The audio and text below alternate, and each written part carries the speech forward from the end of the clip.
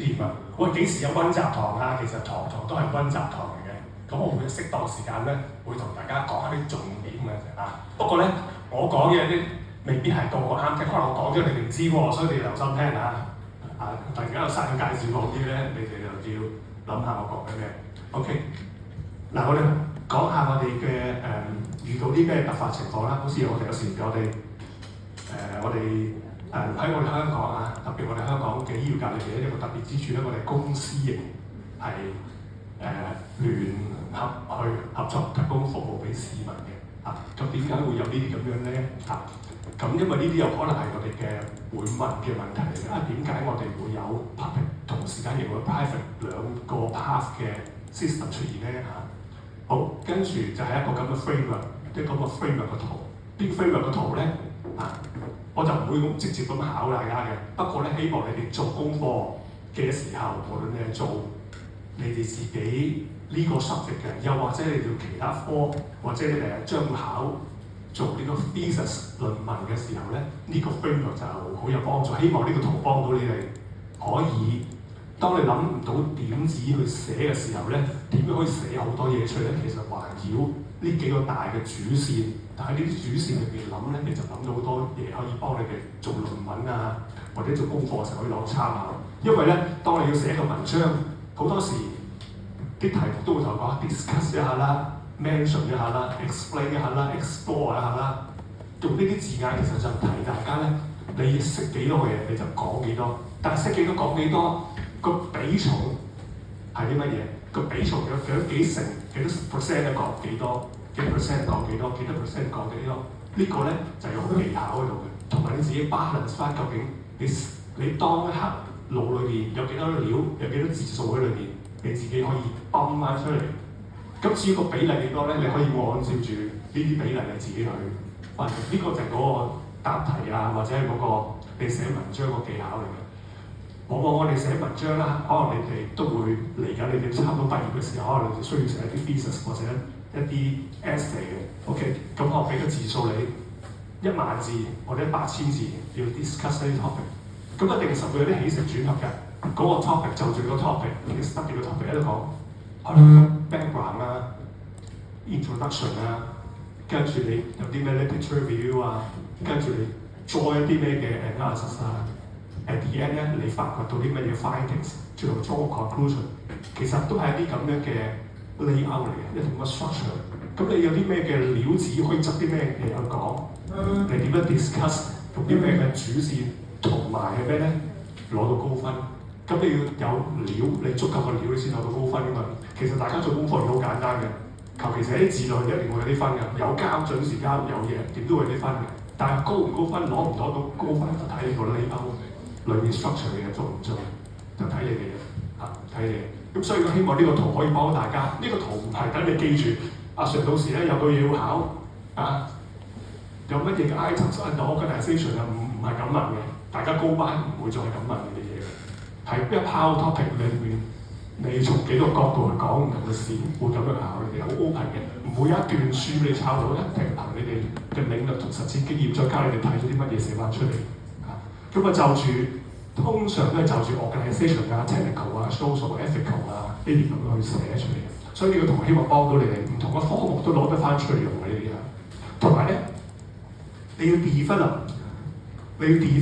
你嘅理念、你嘅資料，一定係有啲內容係你搜集咗翻嚟，所以係一啲 input 嚟嘅。whatever 咧係一啲 quantitative 或者係 qualitative， 一定會有啲 input。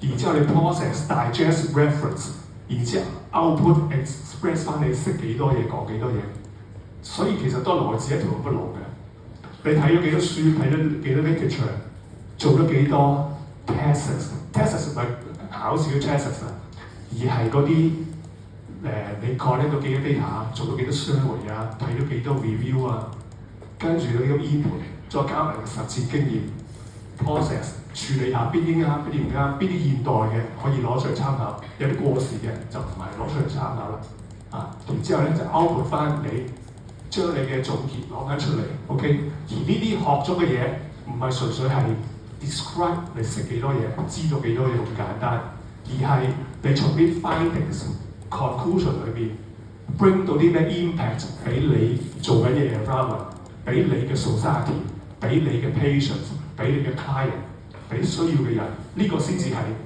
做功課研究嘅意義。你識咗幾多嘢，學咗幾多嘢，俾翻回饋翻呢個環境，呢個社會個 impact 先至係你哋主要其實要需要有個 outcome 嚟。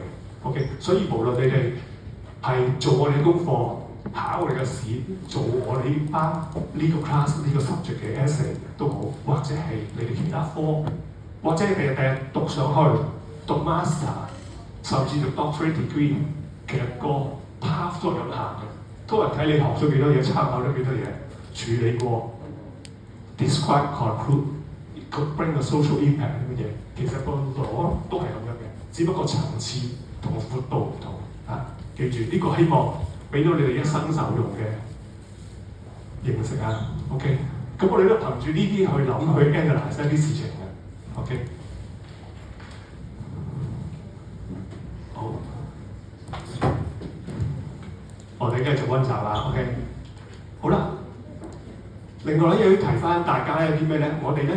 過去呢10年咧，我哋嘅政府花咗好多錢咧，組織咗一個 e-health 嘅 system， 一個 backbone， 目的咧就係提供一個好有用嘅基建，去將我哋唔同牌子、唔同 clinic， 無論係 private、public， 將佢哋啲 clinic 嘅 management 嘅 data 擺埋一齊，令到佢 share。咁 share 咗有啲咩好處啊？記住 share 有咩好處啊？因為有 information exchange。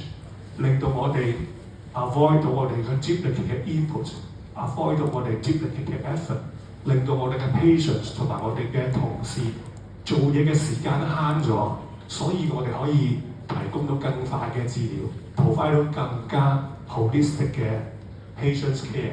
呢個就係我哋點解要做呢個 e-health system 去 share 我哋呢啲 data。除咗 operation 呢啲嘅層面，唔同嘅醫院同 clinic 可以為病人 share data， 可以好快咁幫佢診治之外，咁多個數據 collect 咗之後，可以 provide 到好好嘅 statistic， 幫我哋去做 analysis， 幫我哋嘅市民去做 planning， 做嘅 health budgeting， 令到我哋可以更加好嘅醫療嘅 planning， 長遠地同埋咧 holistic 咁為我哋嘅 patients 提供一個更加好嘅服務嚇。咁呢個就係 e-health 嘅幫助e-health 幫助。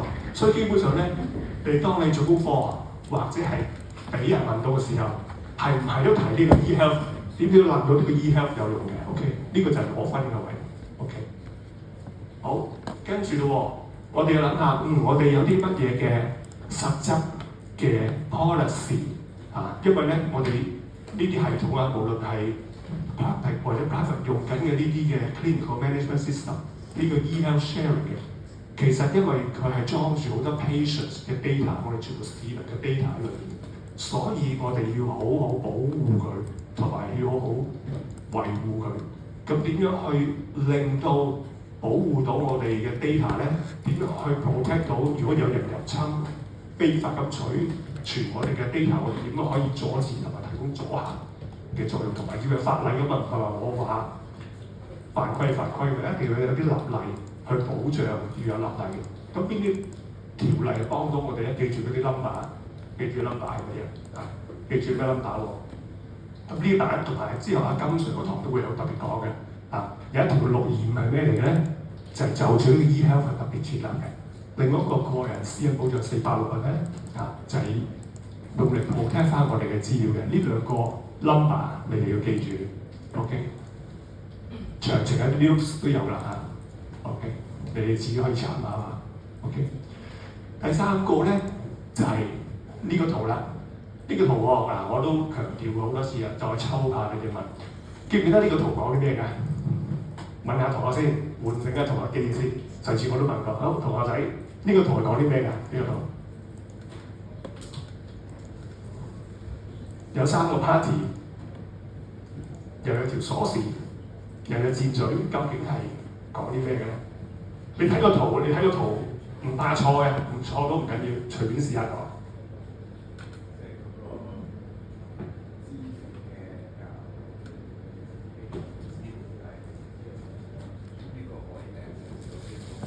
冇錯，俾掌聲先啱。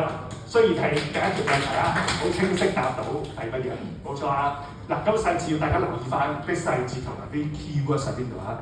同我講到啦，咦，好多人喺度 ，OK， 其實都講緊資料嘅交換同埋資料嘅分享。你見到啲資料嘅其實啲箭嘴嚟㗎，邊個可以俾邊個睇，邊個可以俾邊個睇，邊個同意俾佢睇。咁咧邊個資料咧都係 patients 嘅資料啦。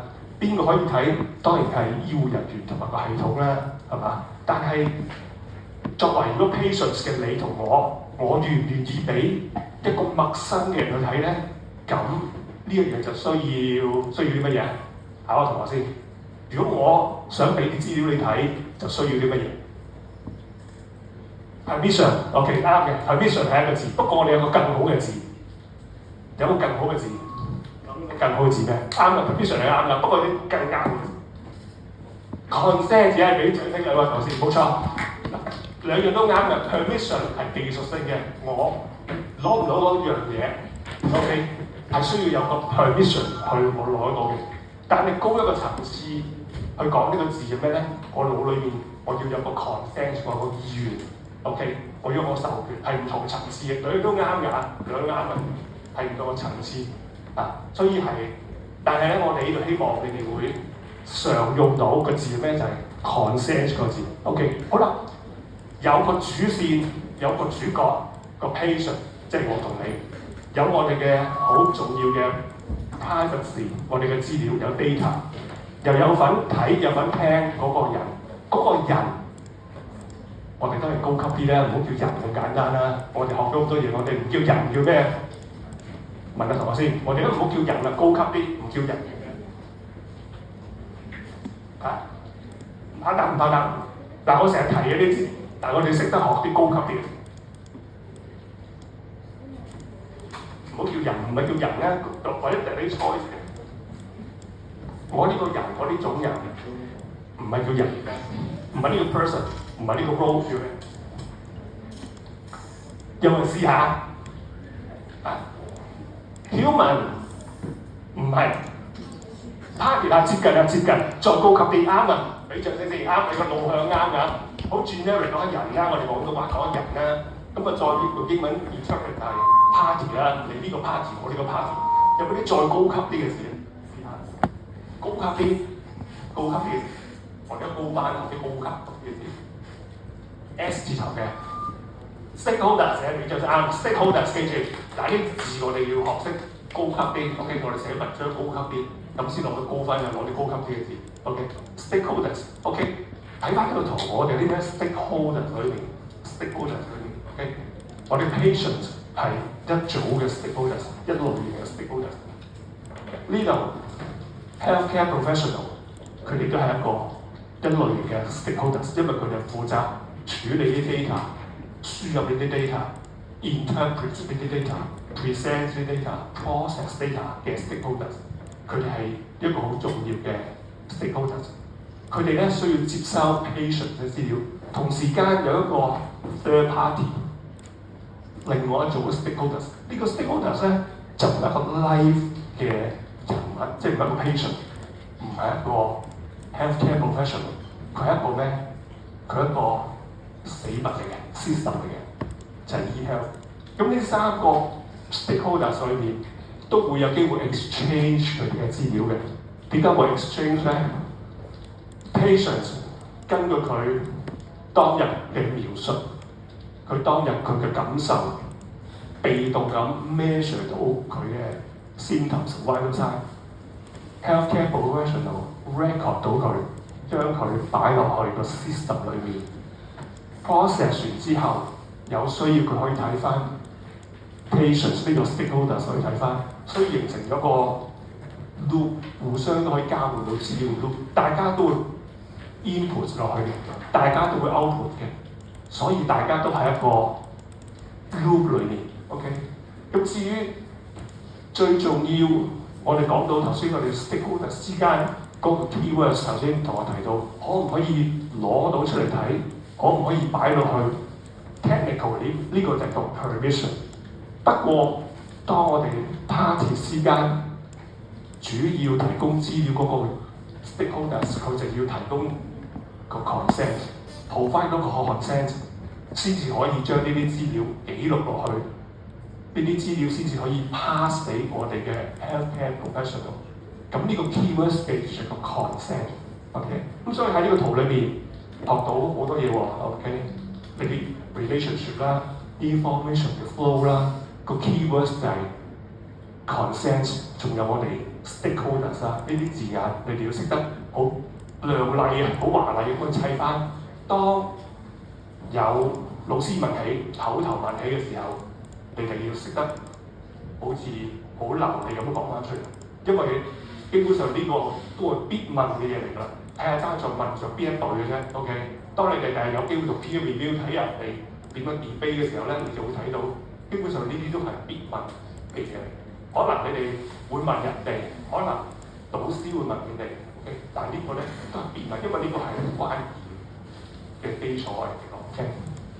記住呢個圖啊，同埋我見以前啲同學做功課咧都會引用呢個圖，因為咧 information security、patients 嘅 rights 係越嚟越重視嘅，所以咧一提到呢啲程度嘅咧，通常都會提到呢個圖啊，呢個圖就係講 patients 嘅 stakeholders 俾 consent 我哋嘅 system 同埋我哋嘅 healthcare professional access 嘅 data， 呢個都係緊要啊！呢個都係緊要。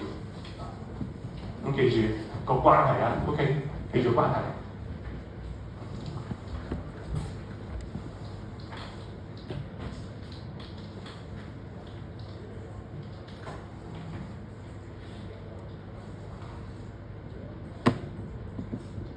好，有一個咧，我哋好多時我哋都會忽略咗嘅，因為呢啲好。有時我哋去到深層一啲嘅時候咧，我哋好多嘢都 by default 會諗必然㗎啦，我必然會咁樣做㗎啦，必然會遵守㗎啦，啲規矩必然㗎啦。但係其實必然當中其實極限嘅基礎就係啲 policy 嘅。我哋通常喺系統裏面啊，唔一定係 healthcare 啲 industry 嘅，其他 financial industry 啦，或者係一啲 construction 啊，或者 whatever 嘅 industry 都好，所有個行業。當佢要保存一啲 client、保存一 patients 嘅敏感嘅資料嘅時候咧，其實都會有啲 policy、一啲守則去 protect 我哋嘅 patients、我哋嘅 client 嘅。咁基於啲乜嘢咧？例必咧就會有呢個字嘅 need to know，need to know，OK，need to know 呢個字 ，need to know 代表啲乜嘢咧？代表咩？嗱，舉個例子 ，OK， 我係老師，你係同學。我有冇需要知道你住邊度咧？冇嘅，所以我唔會去問你攞你呢啲嘢嘅，因為唔係 necessary 去要攞噶嘛呢啲資料。OK， 但係我有需要可以問到你哋，你嘅功課交咗未 ？OK， 你嘅功課做成點？呢個我要知。OK， 所以呢個就係一個基礎。有啲咩嘅 basis 咧？要有一個叫做 need to know 嘅 basis。需要知我就要同你 agree 咗，要攞你嘅 consent 去問同埋去儲住佢。OK。唔係 need to know 嘅 areas 嘅 information 咧，就唔會 touch 到嘅。OK， 好啦，又翻去喺我哋嘅 industry 裏面，我哋呢個 healthcare 嘅 industry 裏面，特別當我哋應用呢啲 clinical management system 都好，我哋呢個好 specific 嘅 electronic health record，whatever 你係喺邊一個身處呢個地方，呢個世界嘅咩國家咩地區都好。凡親呢啲敏感嘅 healthcare 嘅 record， 其實都遵守住一啲好基礎嘅就係 need to know 啦，同埋咧裝嘅資料係邊個咧？一定係 patients under care 嘅 ，OK， 相關接受緊治療嘅 patients 係嘛？唔喺我哋呢個範圍裏邊，唔係我個 patients， 我會唔會走去儲咧？唔會嘅，一定係入到嚟我 clinic， 我呢個係 hospital 接受我照顧嘅 patient， 我先會裝住。冇幫襯我嘅我就唔會裝住啊，所以有一個 patients under care 咁嘅概念嘅 ，OK。仲有咧，如果你諗翻啊，我哋點樣 join， 點樣去參與呢個 e-health 呢個計劃嘅咧？佢之前一定會叫大家填一張表嘅，或者叫你口頭agree一樣嘢嘅 ，OK， 一定會嘅。去參與去，如果你印象中記得咧，可能你去 clinic。去 register 呢個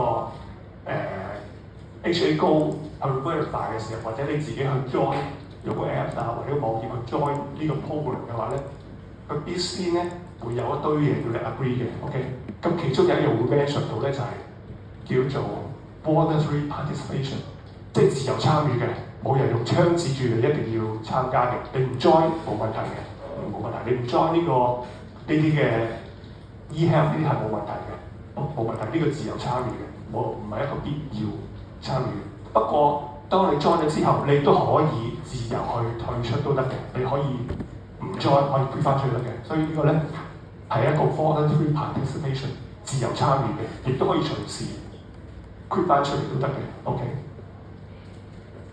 呢個就係個 main principle 啦，大家可以再睇翻呢啲文字解釋啦 ，OK？ 好，仲有一個字喎，一個叫 shareable data， 乜嘢係 shareable 嘅 data 咧？喺我哋嘅 clinical management system 或者我哋呢啲系統、呢啲電腦數據系統底下，我哋特別係 special on clinical、special on healthcare， 包含啲乜嘢嘅 shareable data 咧？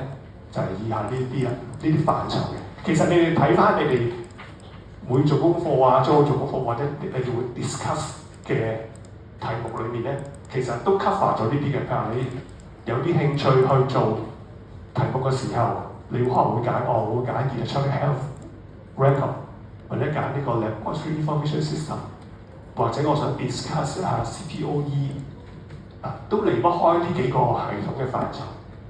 咁裏面係裝住啲咩資料咧？咁你要識講喎，咁 cover 啲咩咧？會 cover 到呢啲嘅資料啦。當然你唔同功能嘅系統就 cover 嘅資料，咁你係識得諗翻係佢咩講啲乜嘢嘅。Okay？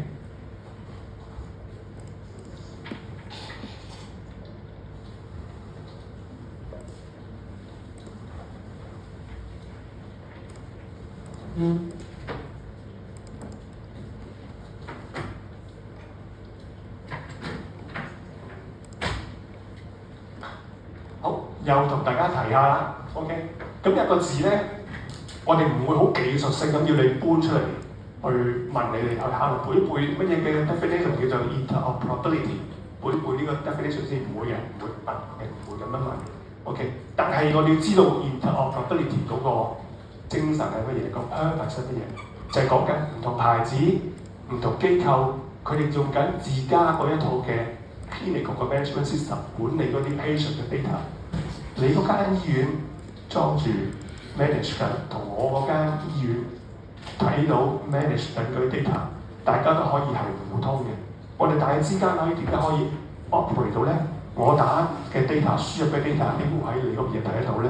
你輸入嗰啲嘅 data 點解又會喺我呢邊睇到咧？因為大家有唔同嘅系統都會有一個共同嘅 standard 去交換呢啲 data， 交換呢啲 data 嘅方面 ，OK？咁所以咧，因為我哋要有個共識啊嘛。譬如話我打電話俾你，大家都係因為喺同一個制式嘅手提電話個網絡，所以我拎起個電話打俾你嘅時候，你會接得到；你打俾我又會接得到，因為我哋有個共同嘅 standard 溝通嘅 standard。或者簡單嚟講就係個語言，我用英文同你講，你識得聽英文，你明我講咩？但係你諗完之後，你用廣東話答我，我又識聽廣東話，因為我哋有共同嘅 standard。兩樣嘅 standard 我哋可以溝通到 ，OK？ 所以呢個就係個 information system 之間嘅 interoperability， 明唔明我講乜嘢啊？系統與系統之間可以溝通到，因為有個 interoperability， 大家可以 operate 到 inter 即係兩者之間 operate 兩者之間 operate 到呢個就 interoperability，OK？ 咁有一個好重要嘅實際嘅例子係咩咧？有個 case 喎，有個類似嘅例子，我之前上一堂都講過。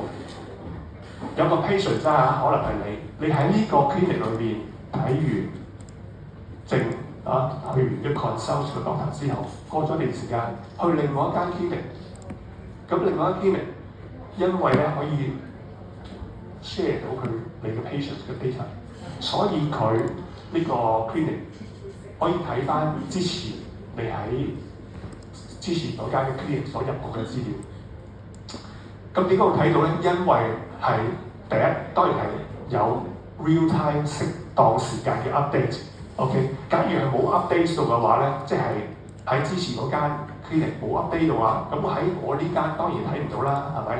但係如果 update 咗喺我呢間嘅 clinic 咪可以睇到咯，因為有適當時間嘅 update，OK，因為有 update 到，所以就會睇到最新嘅 record 啦，咁解啊。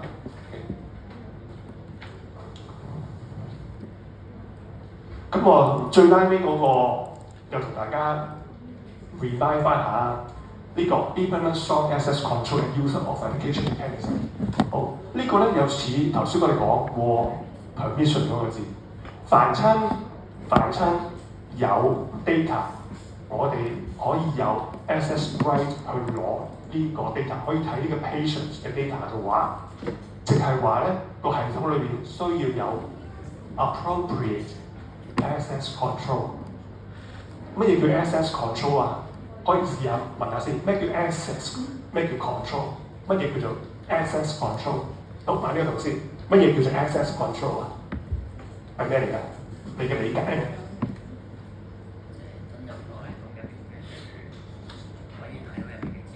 係冇錯，俾掌聲嘅同事係啦。呢個咧 access control 就係咩咧？可以登入個系統，可以睇到資料。OK， 呢個係其中一個層次啊。